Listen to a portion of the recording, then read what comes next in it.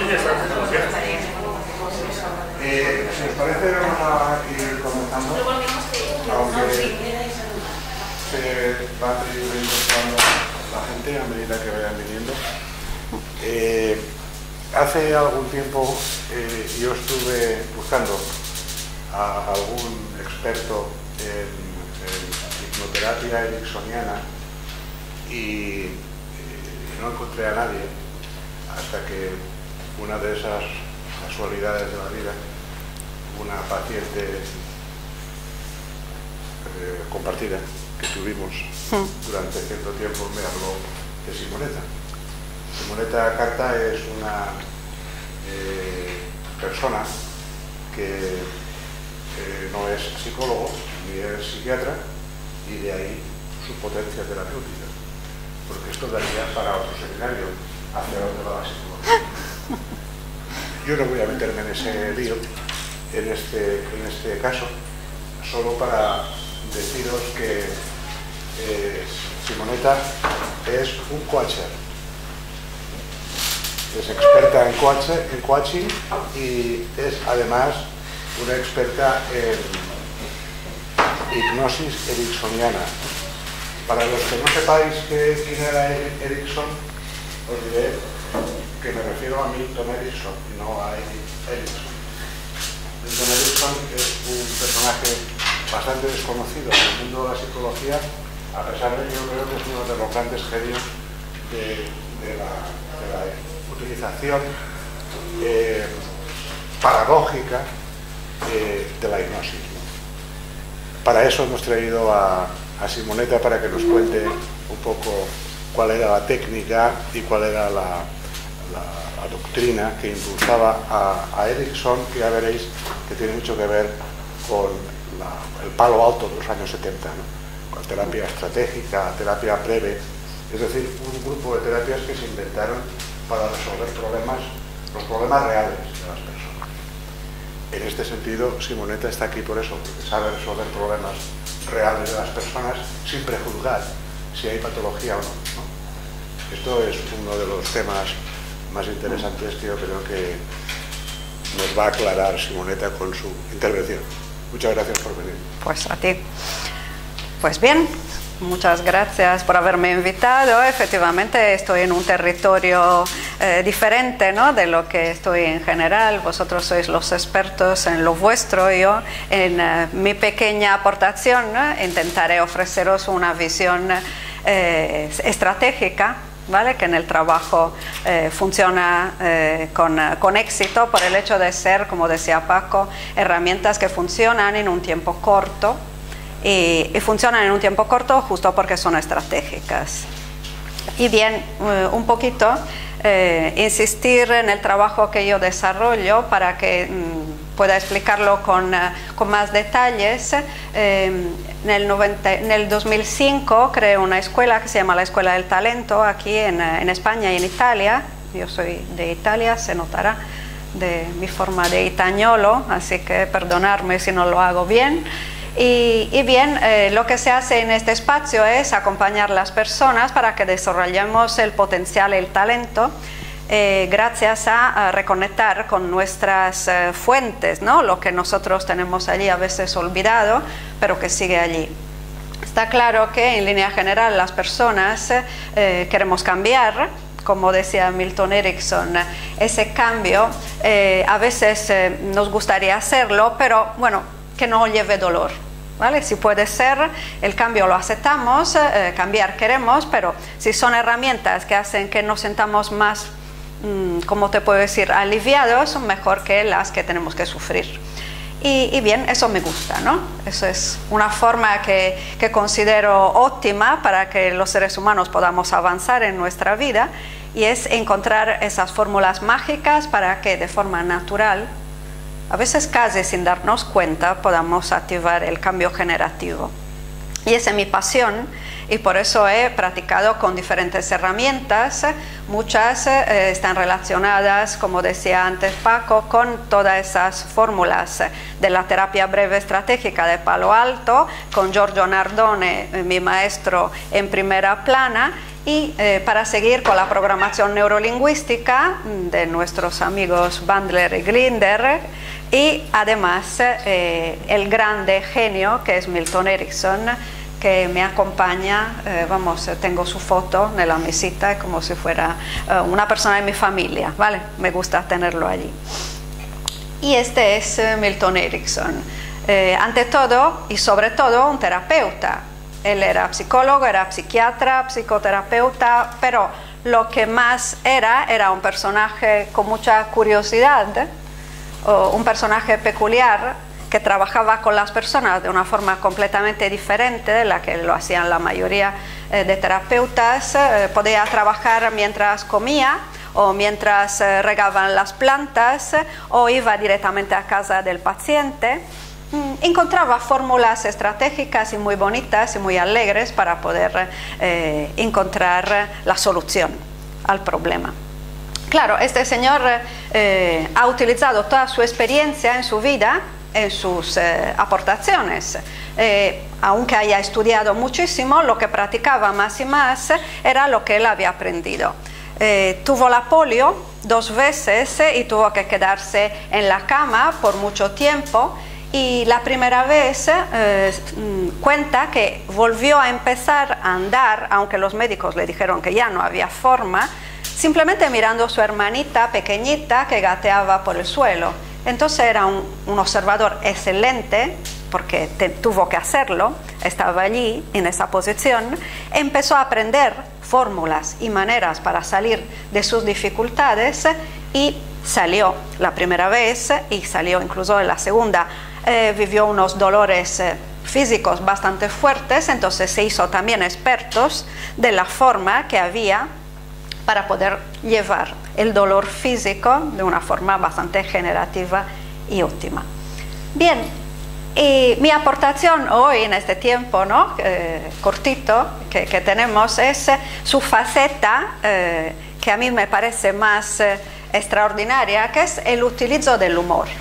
Era un hombre que utilizaba el humor en todas sus aportaciones y os voy a aportar unas cuantas en este tiempo para que veáis un poquito cómo se movía y el resultado que tenía en ese tiempo. La suya era una orientación naturalista. Él estaba convencidísimo que el ser humano tiene dentro todas las capacidades y las posibilidades para solucionar sus propios problemas. Tanto físico, a nivel de salud, como mental y emocional.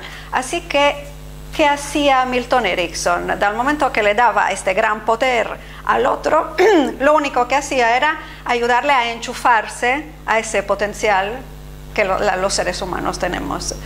Y lo hacía de muchas formas. Decía siempre frases como esta, ¿no? No es necesario añadir nada desde fuera. ¿Vale? Él se quitaba de en medio en un cierto sentido y dejaba que allí se manifestara esa maravilla, ese descubrimiento, ¿no? Que fuera la persona en descubrir las posibilidades infinitas que tenía al alcance. Dice, todas las respuestas se encuentran dentro.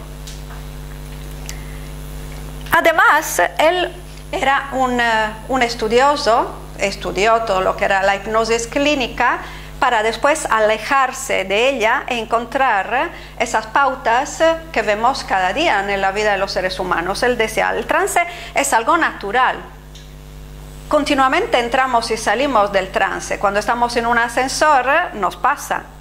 Nos quedamos allí plantados como las estatuas, por eso ponen espejos, ¿no? Para ver, por lo menos que las personas se vean a sí mismas, ¿no?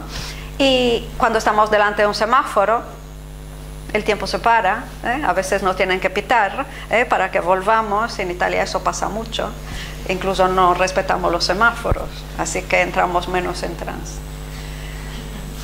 Bien, entonces esa forma natural del ser humano de entrar y de salir, él la visitaba, decía, ¿cuándo pasa? ¿Cómo pasa? ¿En qué momento le pasa al ser humano? Voy a provocarlo de alguna forma. ¿Y cómo lo hacía? Él decía, la tarea mía, del terapeuta, de quien se quiera acercar a esta realidad, es simplemente crear el contexto. ¿Vale? Es como crear esa habitación bonita donde tú puedes entrar en comunicación contigo. Entonces yo creo el contexto, como te decía, a veces hacía su terapia diciéndole al cliente, bien, mientras arrancas la mala hierba, siempre tenía el jardín impoluto, ¿no? Es perfecto, porque tenía clientes dispuestos, ¿no?, a hacer esa labor. Creando ese ambiente coloquial, muy natural, familiar, conseguía esa empatía, ese rapport, como se dice, ¿no?, de que la persona se sintiera a gusto, que se sintiera en su casa, que se sintiera muy bien. Entonces, de una forma casi sin que se diera cuenta, introducía, ¿no?, sus pequeños, como llamaba él, pistoletazos, ¿no?, para que después pudieras empezar a introducir el cambio. Bien, entonces, una vez que tú tienes esos recursos al alcance, él hacía siempre el símil de la bola de nieve, ¿no? Decía, es simplemente una bolita pequeña. Ese es el primer paso, que tú dejas que baje por la ladera de la montaña, y mientras va haciéndose cada vez más grande, cada vez más evidente y más potente, porque a veces esas bolas pueden crear cataclismos, así que hay que controlar también el potencial humano, no hay que dejarlo demasiado libre. Como decía antes, no era una hipnosis formal. Al contrario, era todo lo contrario de lo que veis allí, ¿no? Nada de tumbarse, nada de estar allí en hacer las preguntas del pasado. Él no era un defensor de la arqueología, ¿no?, psicológica, de ir a buscar si tu abuela te había encerrado en el cuarto oscuro. Absolutamente le importaba poco, así que vivía una realidad completamente diferente. Como proceso natural, no ritualista, él utilizaba esos pequeños inputs que decía, que eran cuentos, metáforas, anécdotas. Siempre tenía un amigo, contaba, mira, a mi amigo Pedro le ha pasado esto. Mientras te cuenta lo que le pasa a Pedro, tú te identificas, porque él te busca el cuento adrede, no te cuenta cosas por casualidad. Y entonces, de esa forma no hay resistencias, porque mientras escucho cómo le funcionó a Pedro, si a Pedro le ha funcionado, entonces me identifico y digo, bueno, puede que conmigo también esto pueda encontrar una solución. Así que, ¿qué pasaba? Que muchas veces la persona, el cliente, no se daba cuenta de lo que estaba pasando. Y eso era lo bueno, ¿no?, de su aportación. No habían casi resistencias, sino la que podían haber en un primer momento, porque además la palabra hipnosis, si yo preguntara a cada uno de vosotros, tenemos una idea muy clara. Yo, cuando me acerqué a esta realidad, creía que en este caso era la del péndulo, que hacías la gallina o que te hacían hacer cualquier cosa, y no necesariamente es eso. Y después nosotros tenemos cada uno una experiencia muy personal, ¿no?, de lo que puedo haber visto en un espectáculo, lo que pueda habernos contado, y también nos hacemos una idea. Y bien, ¿el qué hacía? Que descubría otros modos de pensar y comportarse, hacía que las personas lo descubrieran por ellos mismos, entonces le daba mucha fuerza. No era algo que tú introduces de fuera, es algo que la persona va descubriendo poco a poco.